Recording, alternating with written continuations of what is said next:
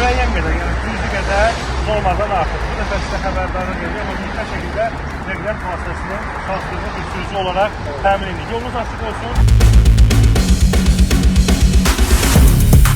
May ayının 15-dək, sabaha qədər artıq təmiz hava yoluna start verilir və əsas məqsəd hansı ki, nəqliyyat vasitələrinin mühərriyindən ekologiya atılan ətraf mühitdən dəmqazının miqdarının insan sağlığından və ətraf mühitdən miqdarının qarşısında alınması. Bu əksəriyyəti nəqliyyat vasitələri saxlanılır.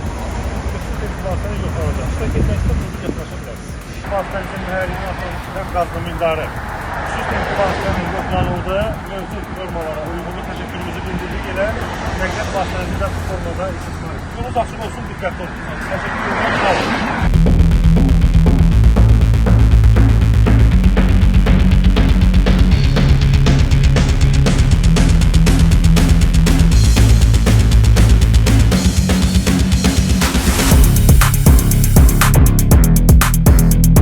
Mühərriklə atmosferə atılan dəm qazının miqdarı xüsusi texniki vasitələ yoxlanıldı.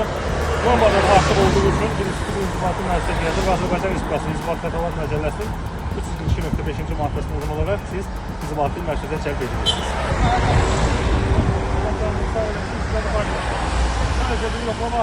Çox gözəl edirsiniz. Mən də elə təsadüfdən şadam gördüm.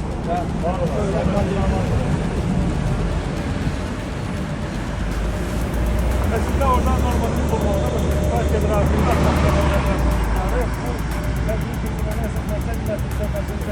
Mənim bir mənalı olaraq hörmətim var. Örüm başım hamısı sizlərdəndir. Buna görə deyil.